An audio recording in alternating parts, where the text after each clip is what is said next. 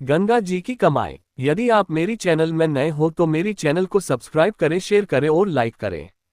धन्यवाद। आज कई साल बाद हरिद्वार जाने का मौका मिला। सौरभ ने जल्दी जल्दी अपनी कार में सामान रखा और अपनी पत्नी संगीता को आवाज दी। सौरभ, संगीता जल्दी करो, सुबह जल्दी निकलेंगे, जो ट्रैफिक जाम नहीं मिलेगा। संगीता, बस 2 मिनट आ रही हूँ।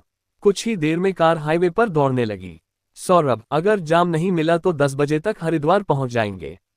संगीता, आप आराम से गाड़ी चलाइए, जल्दी क्या है, थोड़ा देर से भी पहुंच जाएंगे तो कोई फर्क नहीं पड़ेगा। सौरभ, चिंता मत करो, हाईवे इतने बढ़िया बन गए हैं कि अपने आप स्पीड बढ़ जाती है। दोनों की कार हवा से बातें करते हुए मंजिल की ओर जा रही थी। सौरभ, संगीता एक बात याद रखना, हमें गंगाजल लाना है। घर में गंगा जल बिल्कुल खत्म हो गया है।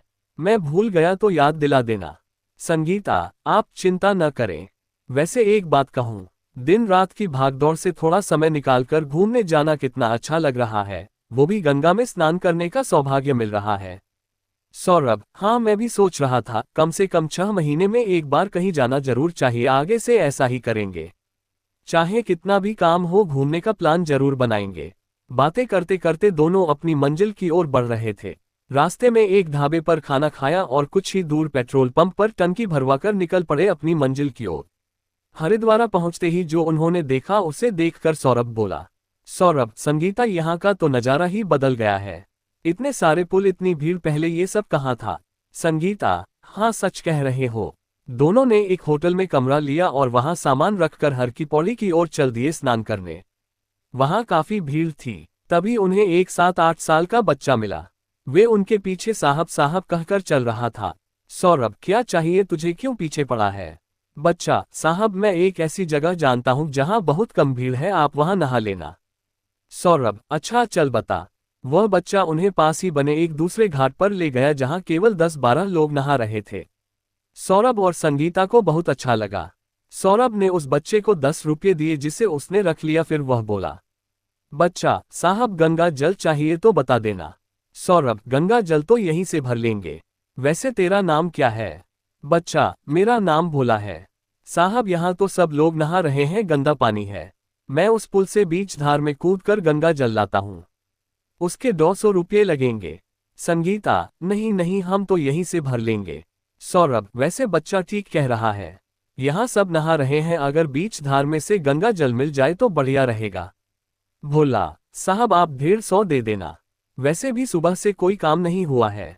सौरभ, लेकिन तू कूदेगा, तुझे तैरना आता है। भोला, साहब हमारा यही काम है, रोज 10 बार गंगा में कूदते हैं।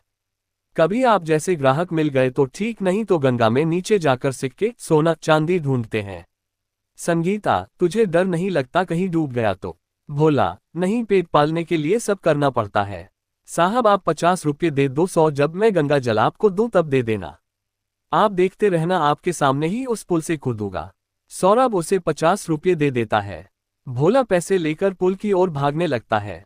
संगीता, अब यह नहीं आएगा। गए 50 रुपये पानी में। सौरभ, कोई बात नहीं। कुछ ही देर में उन्होंने देखा भोला पुल के ऊपर चढ़ गया, उसके हाथ में एक प्लास्टिक की केन थी। वह झट से नीचे कूद गया। ये देखकर सौरभ और संगीता डर गए। वह बहुत देर तक भोला को देखते रहे। कुछ देर बाद भोला पानी की केन लेकर आया। सौरभ, तुम तो बहुत बहादुर हो, ये लो अपने पैसे। संगीता, तुम ये काम कब से कर रहे हो, गंगा में कूदते क्यों हो, एक रस्सी डालकर भी तो केन भर सकते हो।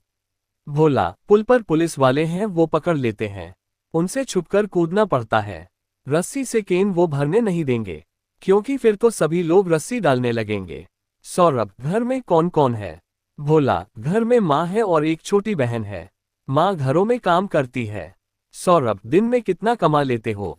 भोला, साहब आप जैसे मिल जाए तो 500-600 बन जाते हैं, नहीं तो 100-200 के सिक्के मिल जाते हैं, बस कभी कभी किस्मत अच्छी हो तो सोना चांदी हाथ लग जाता है। इतना कहकर वह फटाफट 100 का नोट लेकर भाग गया। वहां और लोगों से पूछ रहा था गंगा जल के लिए। सौरभ, संगीता, हम लोग कितने पैसे कमाते हैं, ऐसी ऑफिस में बैठकर भी अपने काम से बोर हो जाते हैं। इस बच्चे को देखो जो रोज अपनी जान जोखिम में डालकर घर का खर्च चला रहा है। संगीता, गंगा मैया इसका पेट पाल रही हैं। न जाने कितने बच्चे इसी तरह मजदूरी करके अपना व अपने परिवार का पेट पालते हैं। वहां से बाहर आकर हमने खाना खाया, फिर कुछ देर उसी पुल पर जाकर खड़े हो गए। वहां और भी बच्चे गंगा में कूद रहे थे। कुछ आगे जाने पर देखा पुलिस वालों ने कुछ बच्चों को पकड़ रखा है। वो पुलिस वाले के पैर पकड़कर छोड़ने के लिए कह रहे थे। पुलिस वाले उनसे पैसे लेकर उन्हें छोड़ देते हैं। ये सब देखकर मन को बड़ा दुख हुआ। एक छोटा सा बच्चा जिंदगी का कितना बड़ा सबक सिखा गया कि किस्मत से लड़कर अपने परिवार के लिए 2 वक्त की रोटी कैसे कमाई जाती है। पूरी कहानी सुनने के लिए धन्यवाद।